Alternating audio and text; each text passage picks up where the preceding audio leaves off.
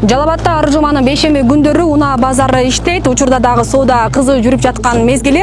Барыбызга маалым болгондой, жаңы жылдан тарта унаа базарындагы тарифтер көтөрүлгөн.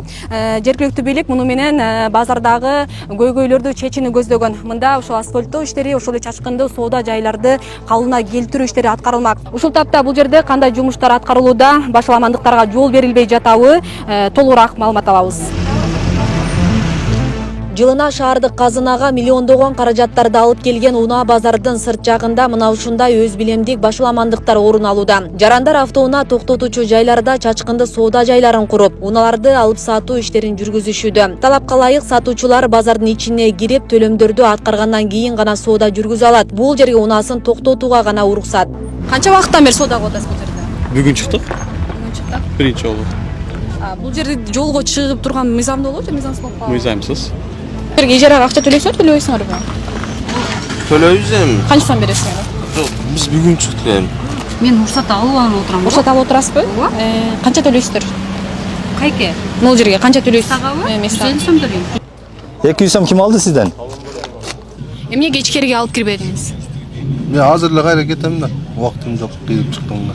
Азыр эч кандай акча төлөбөй эле жөн эле унааңызды коюп сатып атасыз. Кече күнү койгондо өткөн базар төлөгөнбүз, ушул жерде бир эже келип алып. Ушул жерде отуруп, Азыр бар жагы ушунда коюп алып, бизге ушу көйгө. Бизге ушу гай кызматкер болсо, ушуну айдап базарга алып кирип берсе, жакшы болот.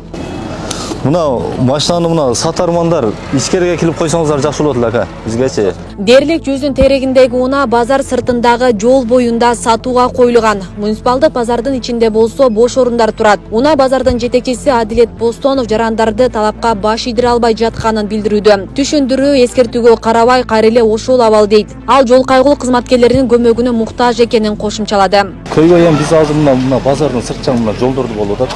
Ушул жерден бир канча ушул гай кызматкерлерине дагы кайрылдык. Ушул келип жардам берсе бизге жакшы болот. Өзүнүн жетекчилерге дагы айттык. Ушу гайлер келип бир карап берсе, себеби чыгаарда машиналар баары жолго коюп алып, биздин өзүбүздүн күчүбүз жетпей атат ал дегенге. Жалал Абад муниципалдык автоунаа базарда төлөмдөр жогорулаганы менен кемчиликтер жоюла элек. 2000ден ашуун унаа кирип чыккан базарда бир эле кирип чыгуучу шлагбаум иштеп жатат. Экинчи жагынан кирүүгө гана мүмкүндүк бар. Базар кызыган убакта бир шлагбаум жетишпей башаламандык жаралат. Тургундар унаа базар чукур жерде жайгашып калгандыктан жамгыр жааганда көлчүккө айланып кыйынчылык туудуруп келерин айтып келишет. Ооба, чынын ал жерлер сууга толуп кыйналабыз нарында. Асфальт куюп, жерлер тегиздеп, кичине чаң болуп калат нары айдаганыбызда. Ичинде мына бир 2-3 сааттан баштап да, бул жер проб болуп чыккан невозможно болуп калат да. Базардын ичи бир аз ба жолдон ылдый жайгашып калгандыгына байланыштуу суулар баягы көлчүктөп калып атат. Аны атайын ушу арык менен агызып, наркы суу тазалоочу курулмага чейин жөнөтүү маселеси бар. Негизги ушулар. Анан жердин бир аз тардыгы болуп атат. Эми муну дагы бул маселени дагы карап атабыз.